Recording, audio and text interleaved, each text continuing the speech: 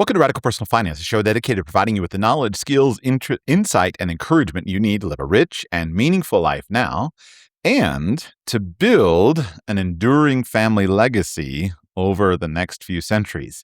My name is Joshua Sheets. I am your host. And today on the podcast, I am thrilled to welcome back my good friend Gregory Treat for a special discussion of family legacy planning. Greg, welcome back to the podcast. Well, thank you so much for having me, Joshua. So I've been looking forward to speaking to you again. We've had, I think, 3 interviews on the podcast so far. I've intended it to be more, but I got buried over the last few months and I'm just now digging out. And so we've got a lot to talk about. But one of the things that has brought us together as friends is simply a shared interest in basically the topic of legacy. And as I look around, look at our culture, look at where we are, look at my family, look at my children, look at my forebears, etc. I think that this is one of the most fruitful things that we can be building at this point in time that has the potential to solve quite a lot of the issues surrounding us. And over the last couple of years, we're starting to build a cohort of men who are working together and able to meaningfully impact families on this topic. I'd like you've shared a bit of your interest in legacy planning, but this has basically become your sole focus. Is that accurate? Yeah, we talked about on my first appearance on your podcast, kind of my story, my family history, the way that we lost our land, and then kind of how that affected me and set me on the trajectory that I'm on today.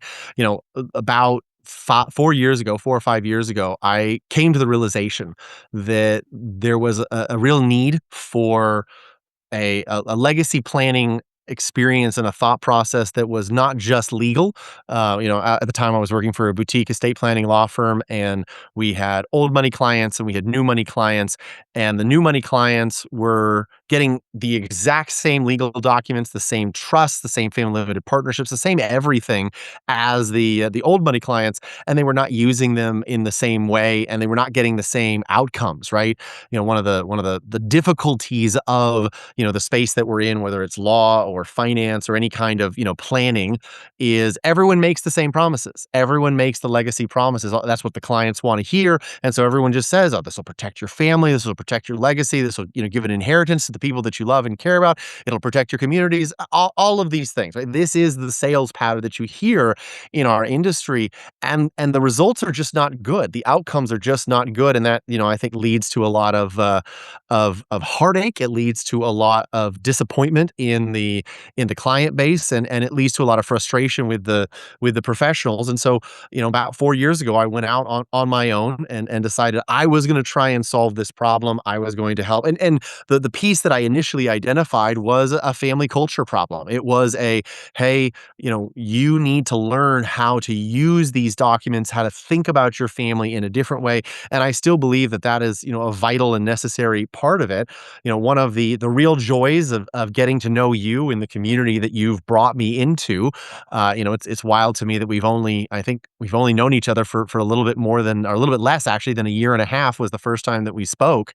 And you have brought me into a community where there are not just clients who care about these things. Everyone's clients care about these things. It's kind of a universal human condition, but where there are a number of people that are deeply devoted to actually getting the outcomes. Who, if I say, there's a lot of context, a lot of financial planning context, where if I point at somebody's process and say, "Hey, that's actually going to hurt the client's ability to get this legacy piece that you mentioned in your marketing," well, that would just be me causing waves and causing problems and being difficult and all of that. And I should just kind of sit down and do the work to the normal standard that we do things in America, and just not make waves.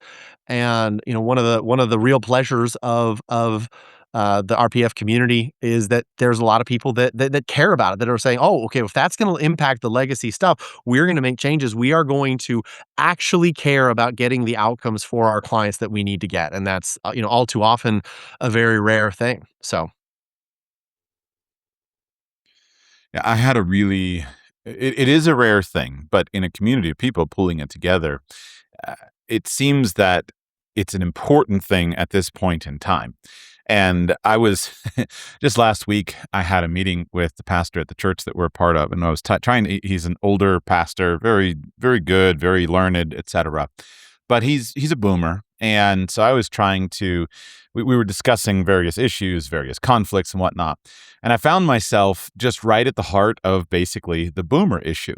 And after the discussion, I sent him a link to, I was listening to Malcolm and Simone Collins' Based Camp podcast. And Malcolm and Simone were interviewing, I forget the guy's name, some Logic something or other channel. And what was fascinating about them is both Malcolm and the interviewee, again, I'm sorry, I don't call his name. Both of them were atheists a few years ago. And Right. both of them have converted to some version of Christianity over the past years. And so here are these young men, neither of whom has ever been in the traditional church environment that I am very familiar with, that I grew up and was raised in. And Malcolm asked him a question about, like, what is the biggest problem right now in the world? What is the biggest challenge and how can we fix it? And the answer that they both immediately agreed upon on that discussion was a lack of mentorship, lack of guidance, lack of Right. intergenerational transfer. And as they discussed it, I just found myself nodding along. And I thought, this is at its core of what is so fundamentally broken at the moment is the lack of generational continuity. And I find that this theme and the specific application of it comes up in my life on several times per week, basically trying to fight with people to say, the experience of this generation, the experience of the last 60 years is not the normal experience in human history. The normal experience in human history is radically different. So don't just think that we're doing the right thing because what we're doing has been traditional for 60 years. We have to go back to the real history and then chart out a path to the future of having good intergenerational continuity. Right. And 60 years wherein, we were the dominant hyperpower, 90% of all, global commodities had the value added of manufacturing happen inside the United States. We had the strongest currency in the world. We had the largest gold reserves in the world. We had, hyper dominance in a whole bunch of technological domains, and none of those conditions hold true today. Exactly.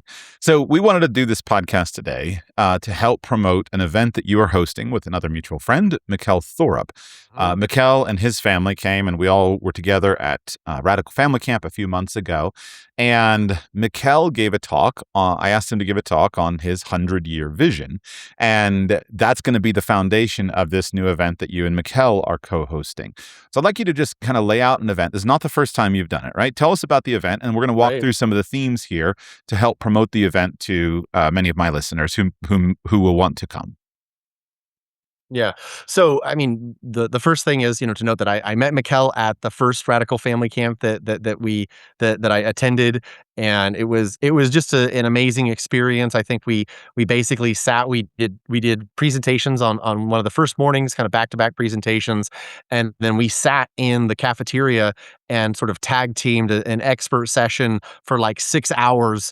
Or I mean, he went for 6 hours. I think I bailed after four. I was like, guys, I drove in last night very late. I got to get some rest, and but Mikkel's endurance is exceptional.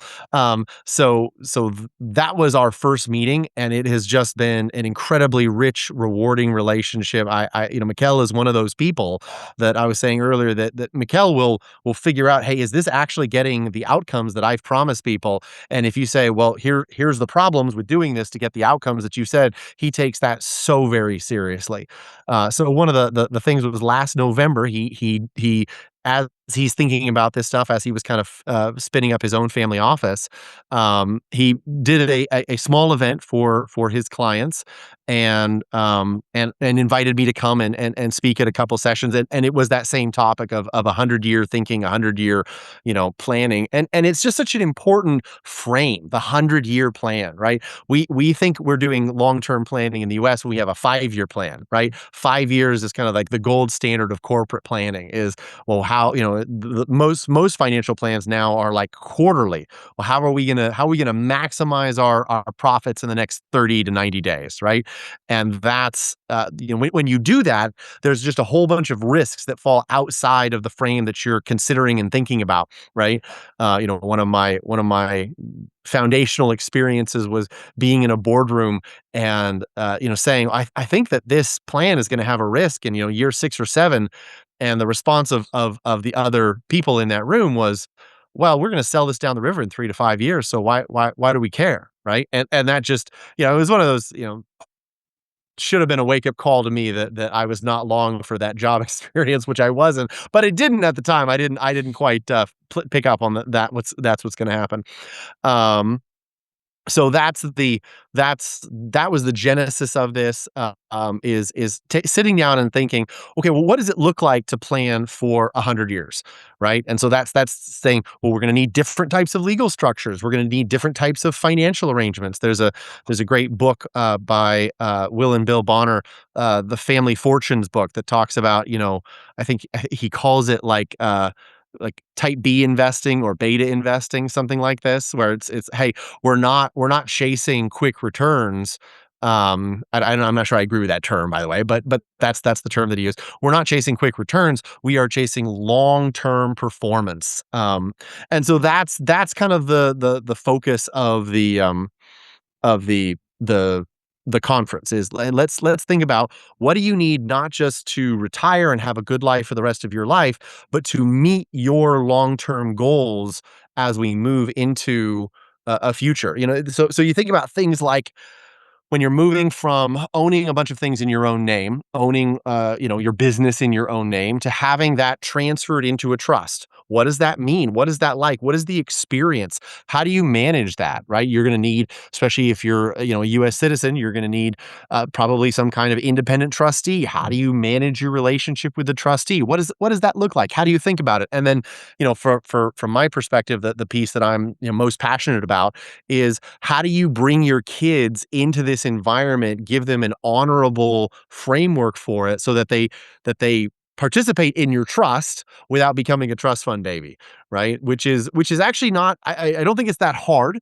There are a number of errors that Americans in particular are kind of culturally programmed to make.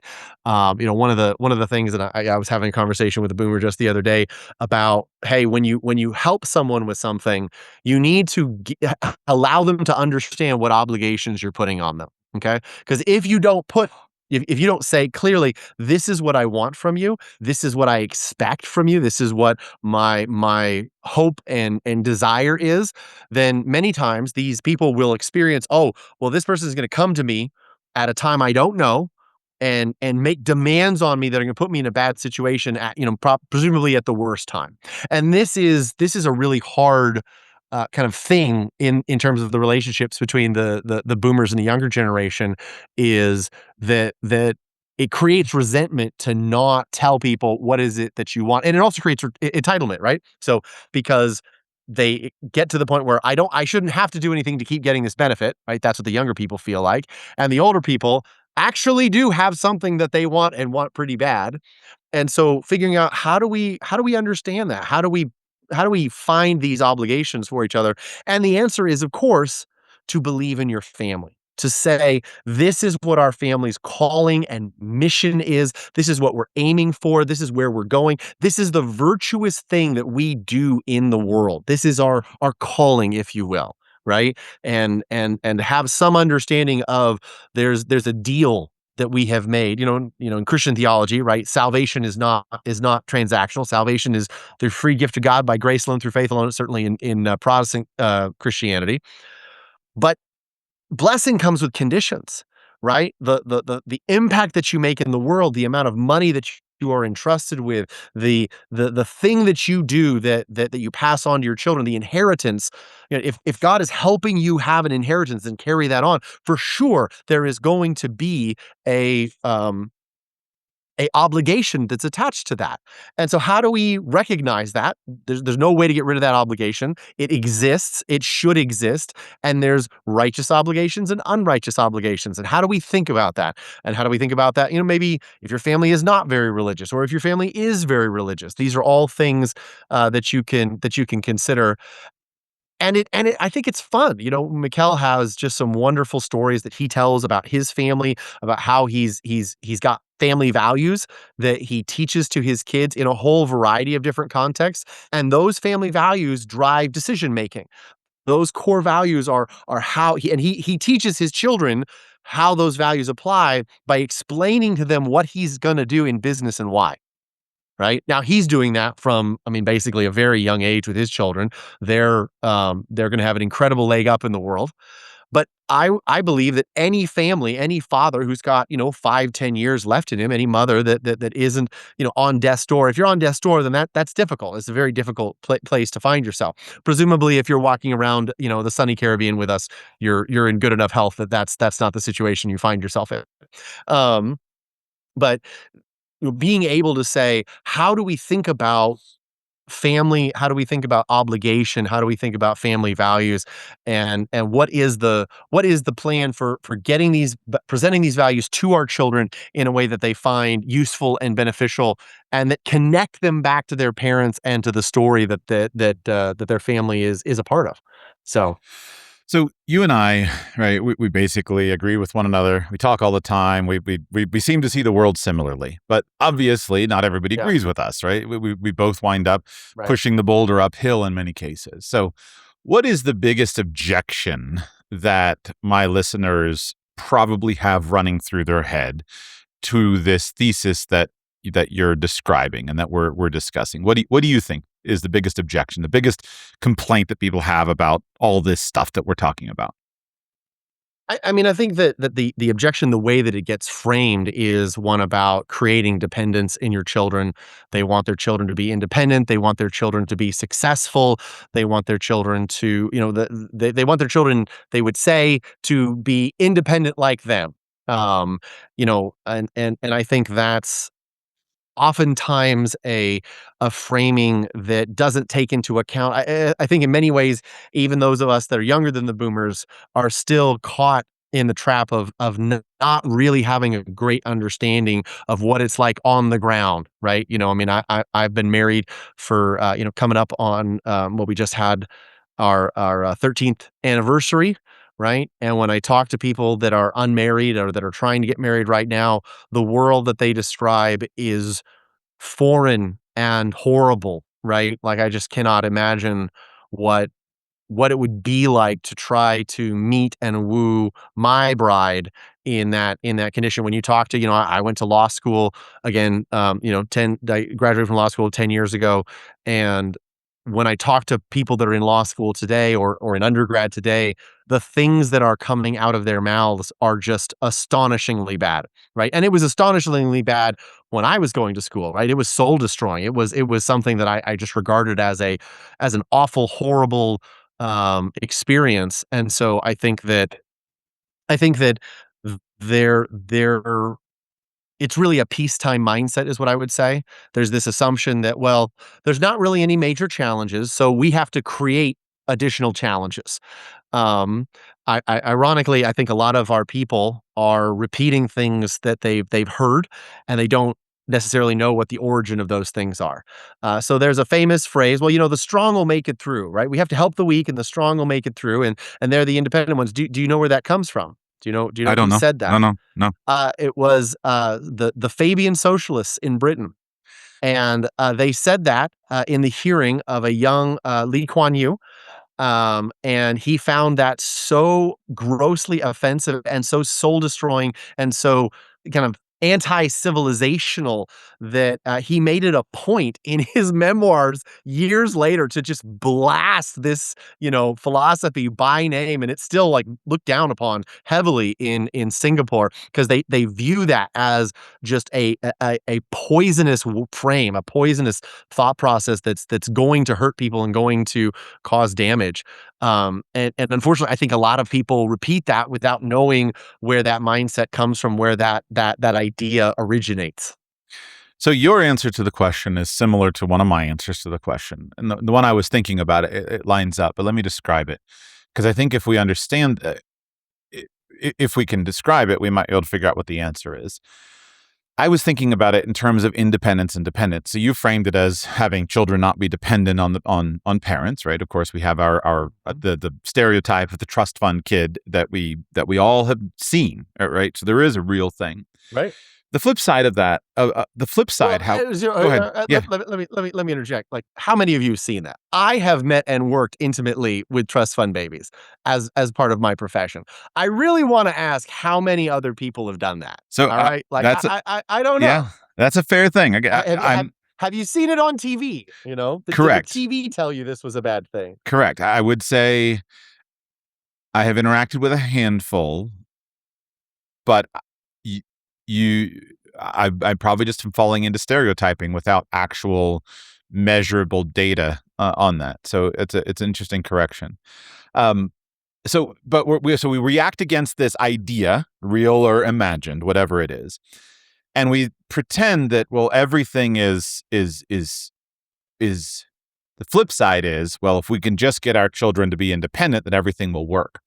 What I am actually observing with firsthand knowledge in family and in friends is how difficult it is for the vast majority of people to genuinely be independent, to genuinely figure out what they want to do. And as I have watched this, I did not expect it because I think I'm one of those people who had a pretty easy time. Like, I just know what I want and I just chase it as hard as I can. And then some new things appear. And so I always judged that everyone else was going to be just like me. But I have been sobered to see that that's not the case. And so as I watch people, I'm looking at young people trying to figure out what they want. And I've become pretty frustrated with how we're doing that to them. What I mean is, we impose upon them generally a course of study during their high school years to some degree of extremity or not. We don't spend much time with them in their high school years trying to help them figure out what they might want to do, what their skills and their inclinations might be. We just impose upon them this particular course of study. And then along the way, at some point in time, usually 18, the magical age, we say, okay, now what do you want to do with the rest of your life? But that comes with huge costs embedded in it. And as I've been coaching some of my family members recently, they've done a couple of my family members have done everything that you should do, and yet they're facing mountainous bills to go to college. They don't know what they want. There's not a pathway there for them.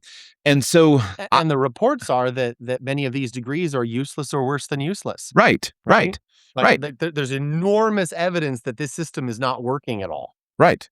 It's not working. And so I've come to see it actually more not in the boomer mentality of to impose expectations on my child would harm my child. So therefore I need to give my child total independence and total freedom.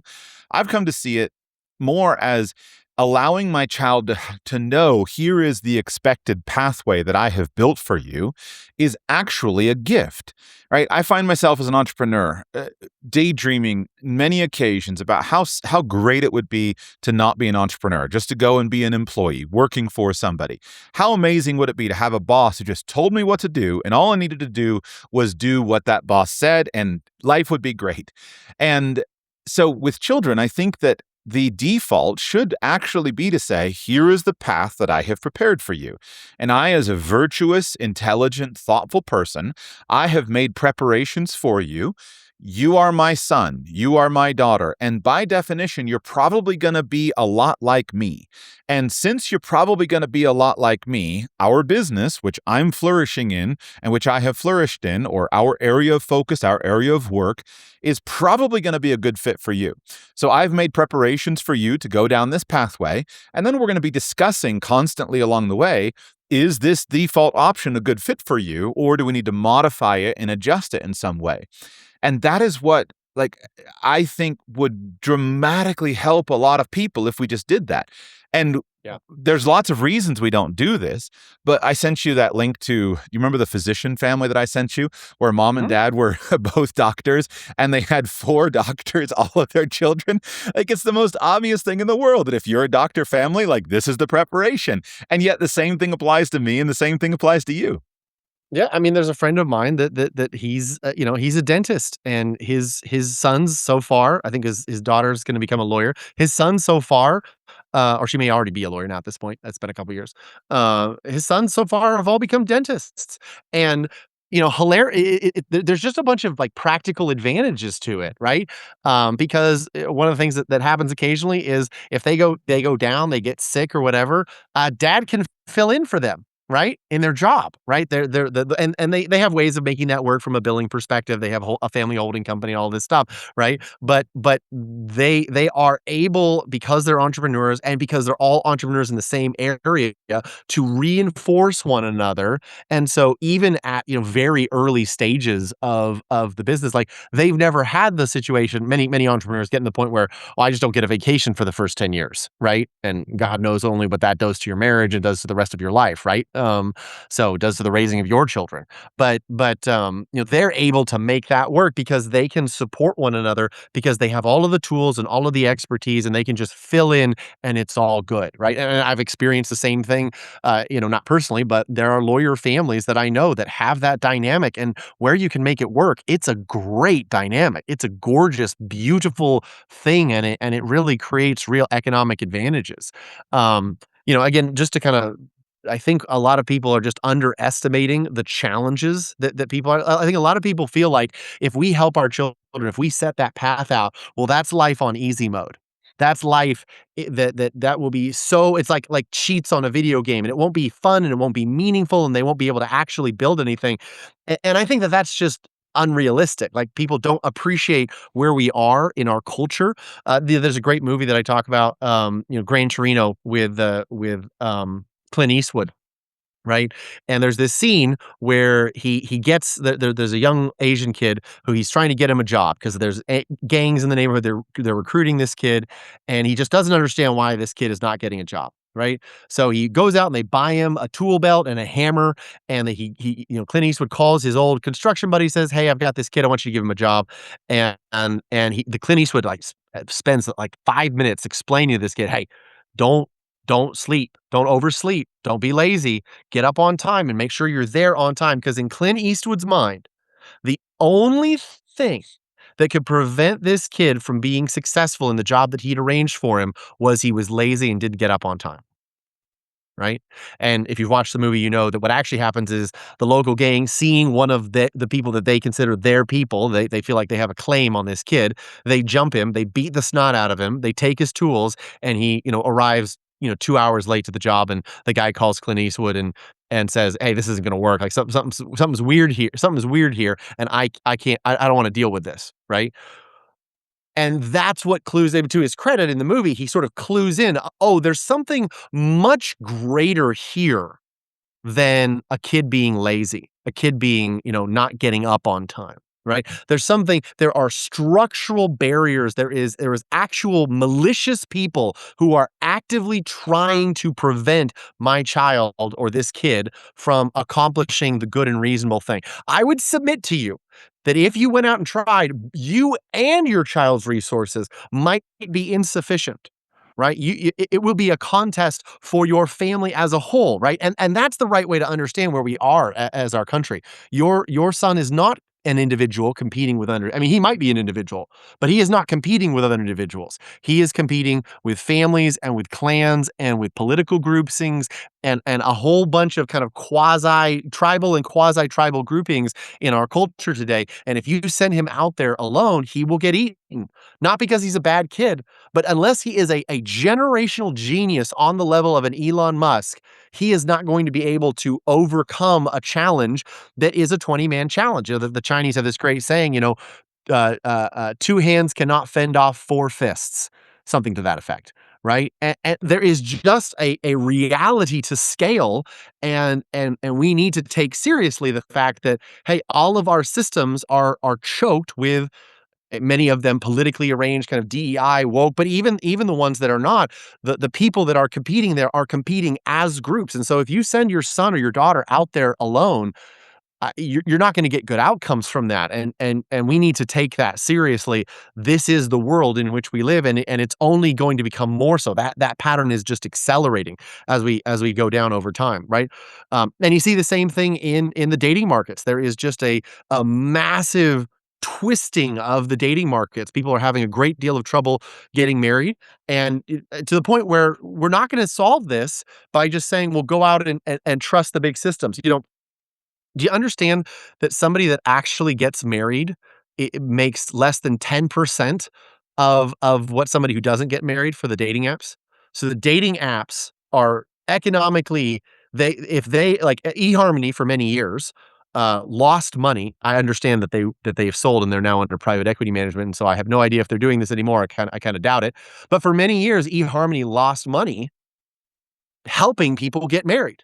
Because in fact, you lose more money, you don't make nearly as much money helping people get married as you do helping them, arrange kind of a series of hapless, sexual encounters and failed relationships, right? If you're the thing that people keep coming back to when they get hopeful and when they want to start a relationship, you make a lot more money than you do by actually helping people connect with those that they're inclined to meet. So who is going to step in, right? What is the system that's going to happen? Well, it's going to be the system that always was. It's going to be the family. We Mikkel has scheduled an entire, basically 2 sessions on one session on rites of passage and one session on preparing the next generation for marriage and mate selection, right? The other piece is that, if you're going to do a generational project, who your kids marry matters. Like it matters a lot. And so if you think you're going to send them out, they may not get married at all. They may not ever have children, right? Unless something very unusual, unless additional weight is put behind them to back them. And if they do get married, who they marry, if you don't have input in that, the odds of that being somebody who can work well within your environment, who can be a net benefit, who has shares the calling and interest that you have, the things that you consider important, shares your values. I mean, the idea that that's just going to happen by random chance seems ludicrous to me. I don't understand it, right? And so as in so many things, this is sort of the entrepreneurial thing, right? It's if it's going to happen, it's going to happen because you made it happen. So Yeah. Lots of threads there that I can pull on. Uh, and I think a lot of times going back to family formation, really, well, I feel like I weary people talking about it. I think it is one of the most objective measures of human flourishing that can be met. Right. I need to check the actual data on this, but so this is just metaphorical, and I need to go and try to figure out what it is. But if you looked at a species, like if you just looked at a species and you said every generation of this species is getting smaller and smaller, and most of the pathways that traditionally have been available to allow this species to reproduce itself are getting worse and worse, then that species is by definition endangered. You say, look, here's a little monarch lizard over here on the left side of the island, but he has to go all the way across to the other side of the island to find a mate. Well, normally, right, it should be the case that monarch lizard, when he's ready to mate, he can turn around and there's dozens of close by potential mates, and he doesn't have to travel on this epic journey across to the other side of the island. And if you looked and saw that, again, every generation is getting smaller, then you would say, that seems like a real problem. Well, if we applied the same thing we apply to humans, as we do to animals, humans, and specifically some humans and some cultures, are endangered species. And the question that I always ask myself is my culture an endangered species? Is my people, the people who believe like I believe, who look like I look, who act like I act, who behave like I behave, are we an endangered species or not? And for the culture at large, generally we are, right? You see it going down, you see it. And the problem is, the reason I want to be an activist for this, I want to catalyze these conversations, is you reach a point in which it's too late. Just last week, my next door neighbor is a widow, and she has been receiving cancer treatment in another town. And she just returned home last week, and I saw her out watering her flowers, and I greeted her, and we wound up standing in her front yard talking for an hour. She's in her probably mid 70s, and her husband was a judge and had a stroke, and she cared for him for many years. They had two children, and we were just talking about things. And one of the things that was I did not bring up the subject, right? It was not me, but she just kind of was talking about the children and the fact that she has no grandchildren, right? Both of her children are successful people. One of them wants children, the other doesn't want children. The one that wants children has not been able to conceive them. But she was just talking about it, and she said, I never, ever imagined myself as an old lady and not having grandchildren. I thought it would just happen. And I was so moved with compassion for her.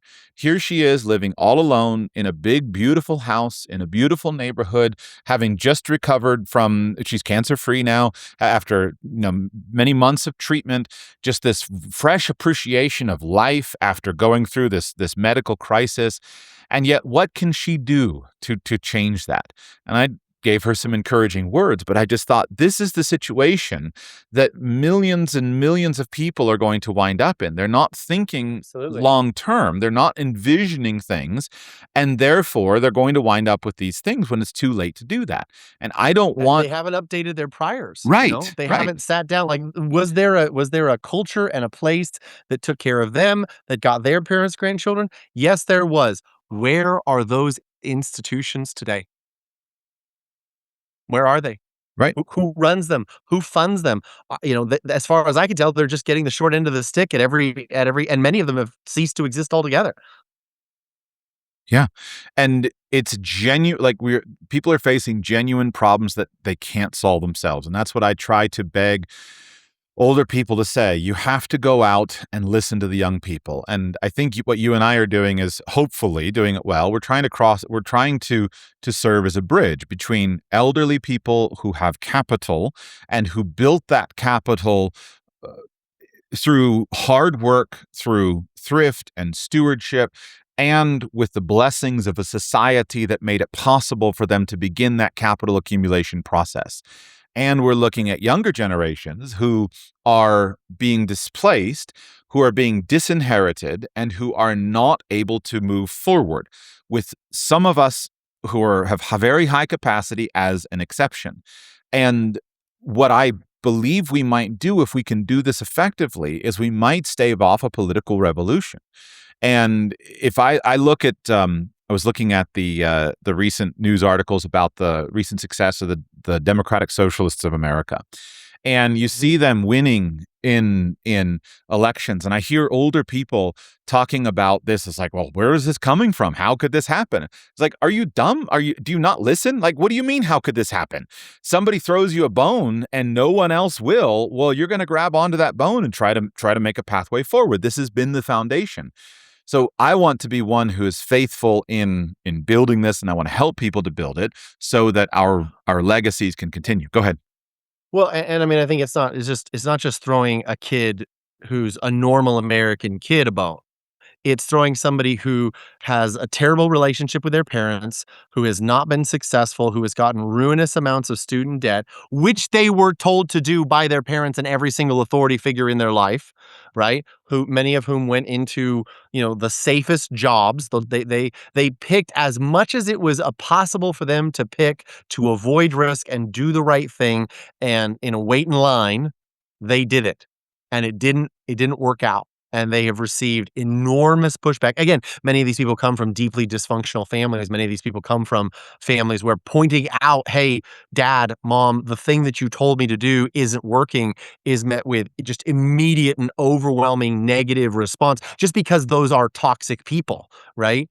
And I mean, I am stereotyping, but we're talking about communists here, right? Like when you look at, I've had hundreds of conversations with these people, and every time you go to, what's your relationship with your parents? Do you want to get married and have children? They hate their parents, and at this point, they don't believe they ever could have children.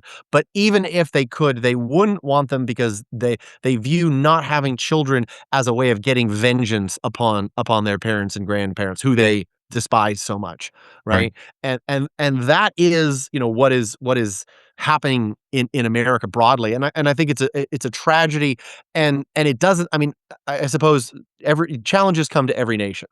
But this challenge doesn't have to be as bad as it's turning out, right? There is a huge amount of unforced errors, and I think there's some reason for hope, right? So there was a recent, we talk about fertility statistics, and I went to the last natal con, and just met a bunch of people there, and there's been a bunch of attention brought by people like Elon Musk, and so now there's it's really interesting. There's some more money and some more attention. More academics are asking more detailed questions about natalism, and what we're finding is that conservative people, liberty loving people, freedom oriented people have, on average in America, 2.5 total fertility rate, right? Which is amazing. And what it means is that the left, the liberals, have on average like a 0.73 or something fertility rate. So way under replacement rate, right? And that's what gets us that average rate of, 1.7 or 1.5 or whatever it is, right?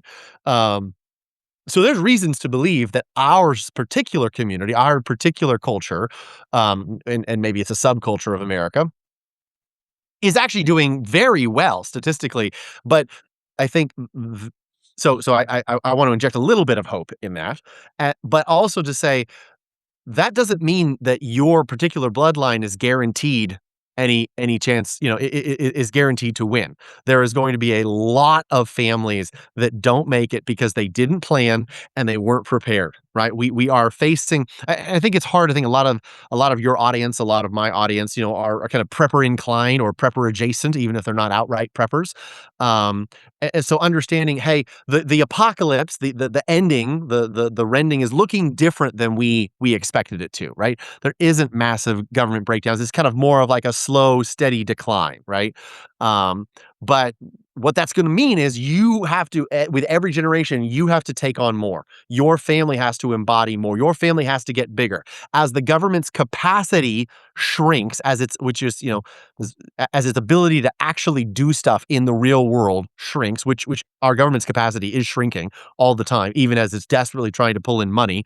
Um, we have to take on more. If we want good outcomes for our children, if we want, good streets and good neighborhoods and safe places, we more and more have to provide that at our cost with our investment. And we have to own it, right?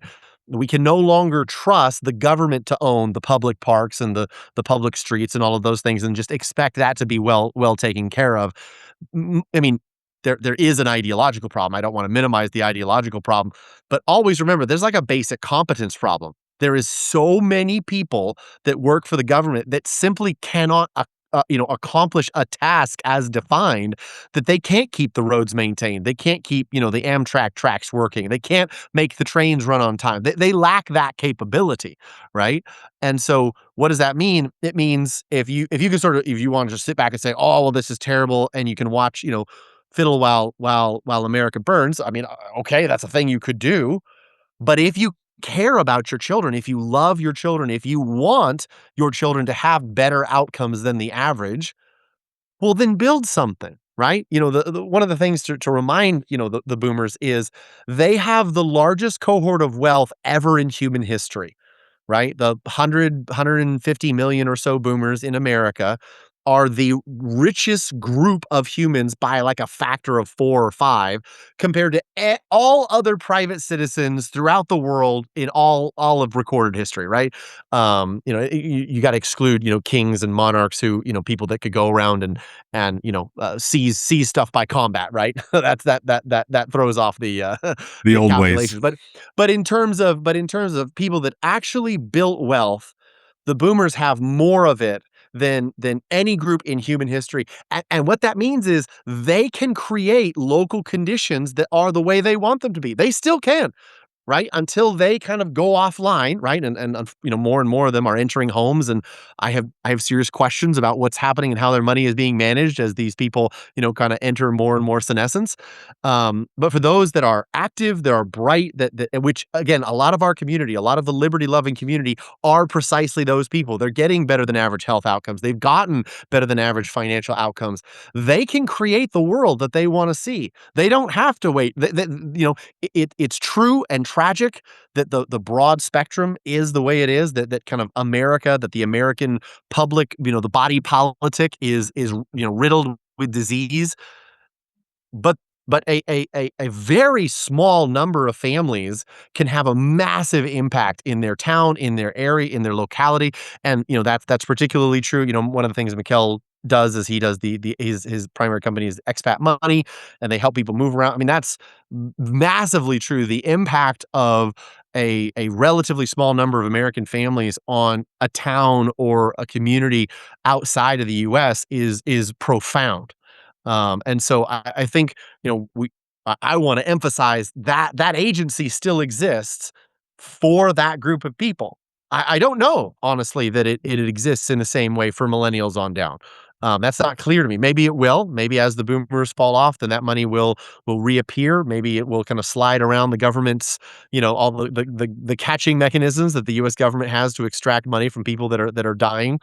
Um, but it's entirely possible that it won't. It's entirely possible that the millennials will never receive their inheritance, and that money will just basically slide into, the government coffers and kind of institutional coffers. But right now, 10 boomers or even one family that builds a solid relationship from generation to generation can have an enormous impact. And I think that's one of the advantages, the benefits of this type of event, right? Because you're getting to go be in person, do the mastermind thing with families that are like facing the same challenges, that are similarly situated to you, and that you can experience that through them, learn from each other, talk to someone who's a couple years down the road and still remembers what it was like to be you, right? One of the challenges that I always have is, I grew up in this stuff. I grew up, my grandfather, it mattered to him that we were a fourth generation family. Like, he thought about that. And so I was raised kind of always with that. And there's a lot of benefits to that. I'm not complaining. Um, but it means that I don't have the same experience that most Americans do. Well, at a mastermind like this, you've got people from, number one, from all walks of life, but you've got people that have the right, they are starting where you started and they're going to where you want to go. And that's just an incredibly valuable thing. And again, to sit and talk about how do you get there? What does it feel like to make these decisions and to make these pushes? Because you're setting a new type of culture. I think one of the most important things that you're doing, actually, and this is not really a money question, though there's, resources are always good and helpful. It's a culture setting question. Are we people that are defined by what everyone else does? And again, in the liberty community, we're not those people, right?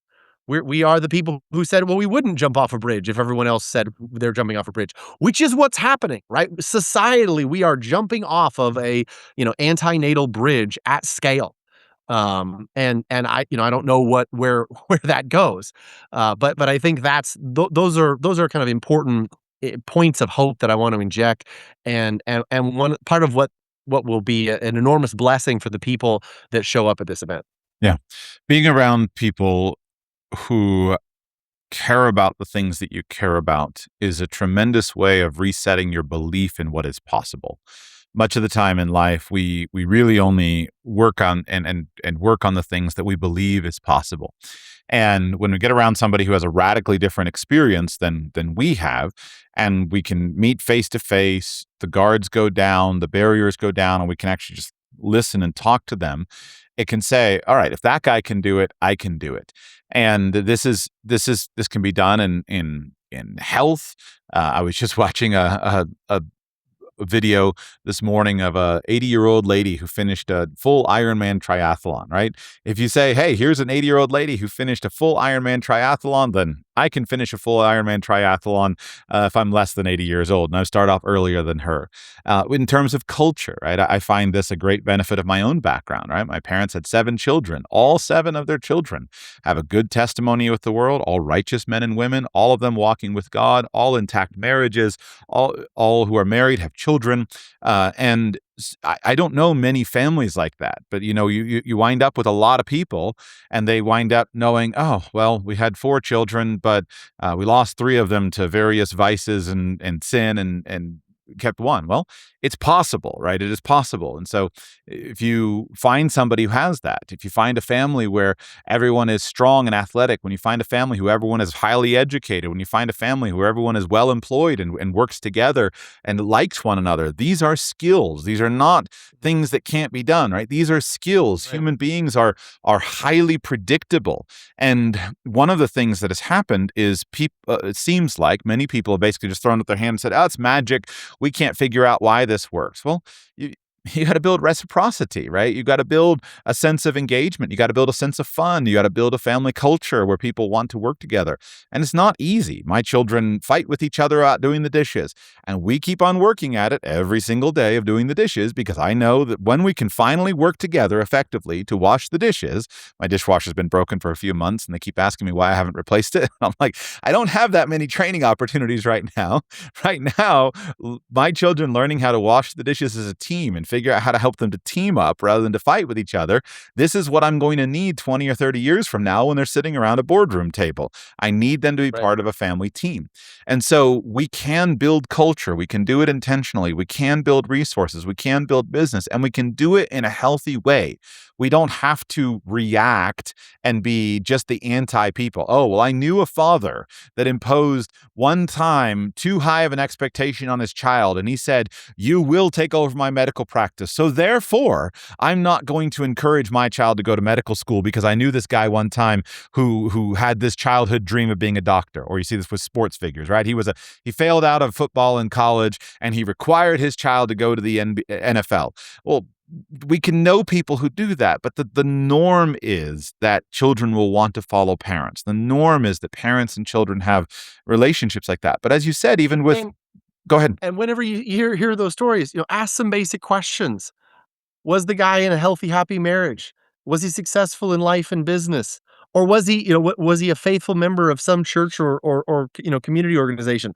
Or was he just a miserable wreck of a person who ruined every relationship that he ever had, right? Right, Like, there are skill issues to this stuff, right, right? right. And there are levels to the skills.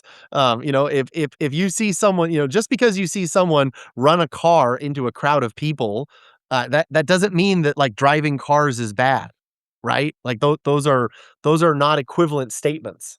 Right. So I want to just lay a positive vision for basically the concept of legacy building, right? What's the title of this seminar that you guys are hosting? Again, it was It's the Family 100-year, Legacy Mastermind. Family legacy mastermind. Craft a private retreat where you craft your 100-year master plan, right? So you and Mikkel are hosting this, and I love Mikkel. Mikkel and I are going to work together for a very long time to come, because Mikkel is he's so tuned into this, and I'm going to be careful. I don't want to betray his intellectual property, but he made a statement in his presentation that he did for me at family camp, where he just talked about, he's like, I don't own anything, right? I don't have any money, right? We have a family trust, a family foundation that owns everything, right? And the family council owns everything. And my job is to grow the assets for the family. That's my job. And along the way, of course, my expenses are taken care of, but my job is to do that. And I just thought, like, that's what I want. That's what I want. I don't have it formally established yet, but that's what I want. I want to devote the next 60 years of my life towards building the family. And I see that as so incredibly powerful as this basic foundation of stewardship. I spent years being a Christian, being involved in financial planning. I spent years reading all the financial curricula out there, right? And one of the most well-known that was very good was what Larry Burkett did and what Crown Financial did and still does. And they start off by talking about stewardship. It's always the foundational lesson when you're going to teach like Christian biblical finances, stewardship, stewardship, stewardship. Right. I always believed in stewardship. Okay. The problem is that I've observed it's like, what do you do with that? Let's say you're fully convinced of the fact that I'm a Right. steward, right? What do you actually do with that? And Right. let's be careful. I've been really frustrated that basically I know a lot of seemingly faithful Christians whose concept of stewardship in reality works out basically the way as all the non-Christians does, which basically means I'm going to earn a bunch of money, I'm going to spend a bunch of money, I'm going to disinherit my children, and maybe I'll the stewardship means that I always give a faithful tithe to my local church. Well, how is that stewardship? Right? How is that Right. actually applied stewardship? But when Mikkel said that at family camp, I just thought that's what I want, right? I want to actually be a steward of the family assets. And as a steward of the family assets, I don't want to own anything. And I want my children to recognize that I am training you to be a steward of the family assets. And then the family is the Just central. like I am. Right, exactly. I've set the example for you. And it has that idea in actuality resolves so many things. And I want to say this, right? So I kind of have recognized that basically what I do is I speed run things. And so over the last 10 years, I have, in many degrees, I have speed ran. I speed ran. I'm not sure. I went through a lot of the philosophies regarding money and finance and goals and ambition that I previously found really attractive, right? I built an online business and said, okay, how can I click print and send to my list and make a lot of money? Well, I've done that. And it's cool, right? But it's lacking. And I thought, well, let me do the nomad thing. And I've done it. And it's cool, but it's lacking. And I've done the early retirement thing to a degree. I've never been fully financially independent where I can just sit back and not work. But I've lived a lifestyle in many ways as though I were. And I've done that, and I've found it lacking. The only things that I have not ever found lacking have been basically things related to service, solving problems, and relationships. Is that I feel so much enthusiasm over watching my children win. And this is where I think every parent has had this. I want my children to go farther than I am. You cannot see a parent who doesn't, just a normal person who doesn't want their children to go farther than they are, and who doesn't derive much more joy out of seeing their children with an Olympic medal rather than them with an Olympic medal around their thing. It is the consistent thing across all cultures and across all time is that seeing your people flourish and succeed is powerful. And then having a long time goal, having a long-term perspective is also the thing that is powerful. I cannot, my goal years ago when I got into the fire stuff was to be financially independent at 40. Right? I didn't hit it.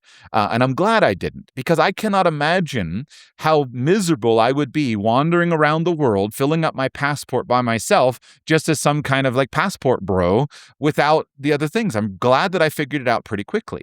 What I am excited about is the coming decades of doing that with my children, but doing it on a building basis.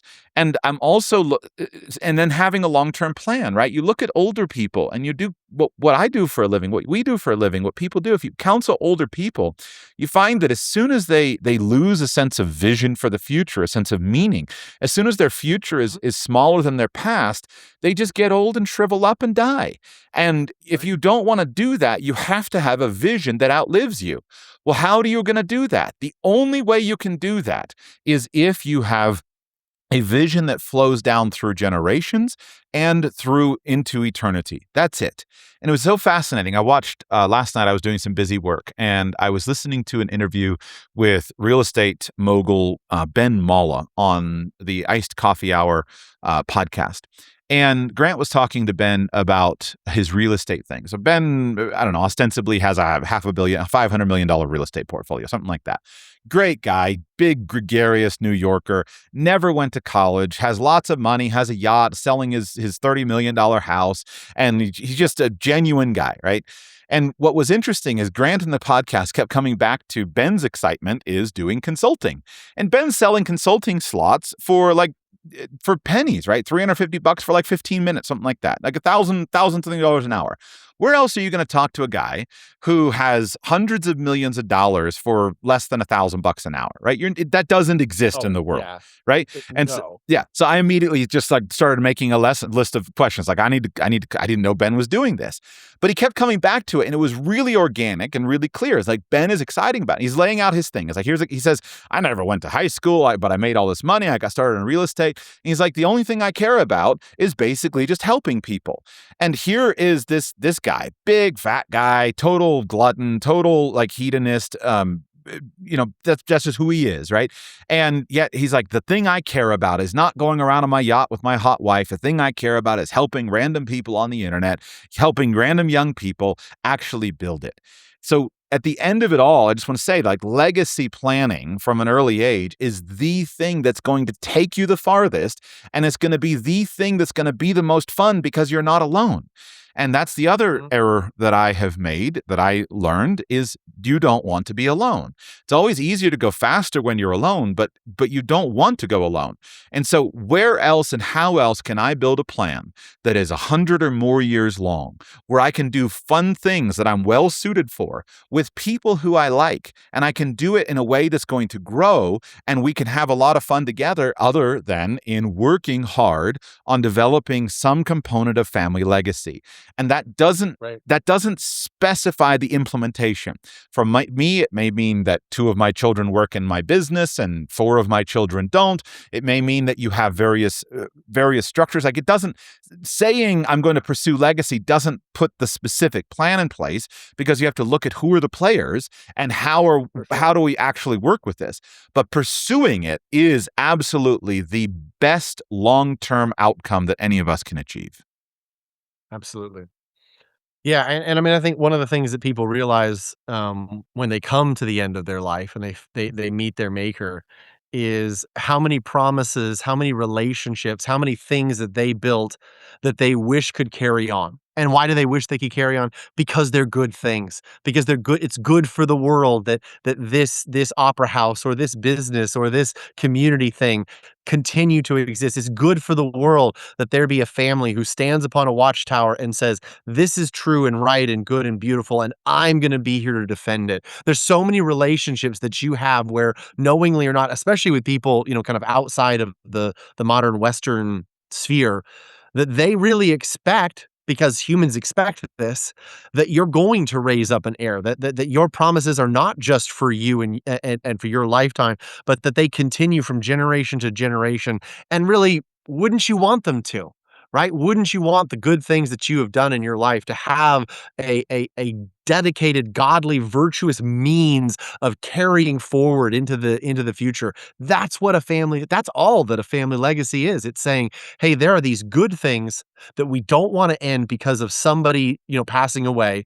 And here is a virtuous, reasonable plan for making those things carry forward into the future. So let's do it.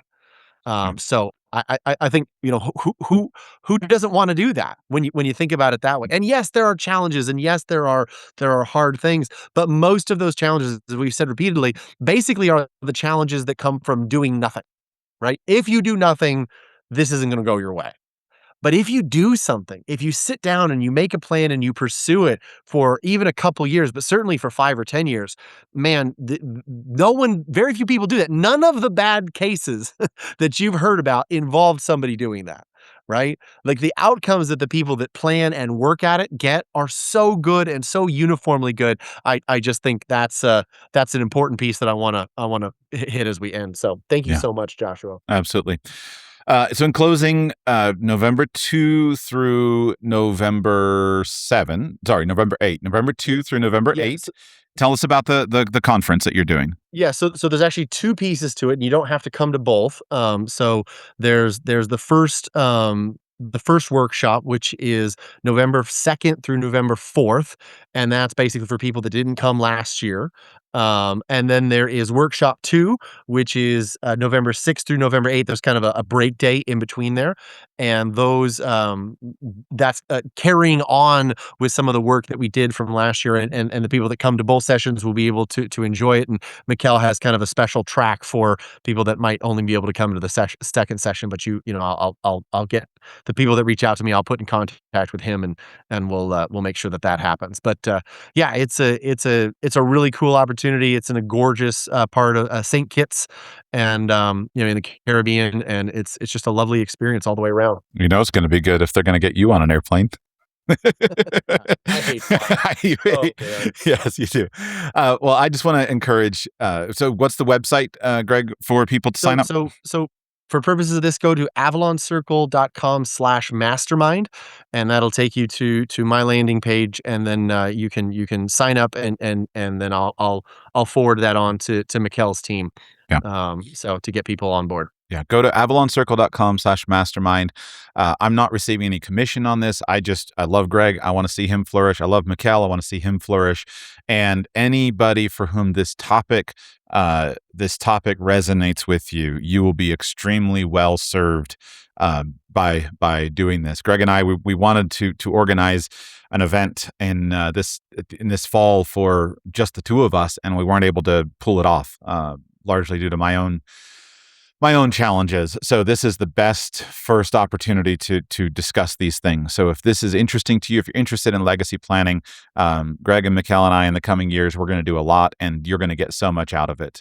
So go to avalоncircle.com/mastermind, avalоncircle.com/mastermind, and sign up there. Greg, thank you so much. All right. Thank you. Appreciate it.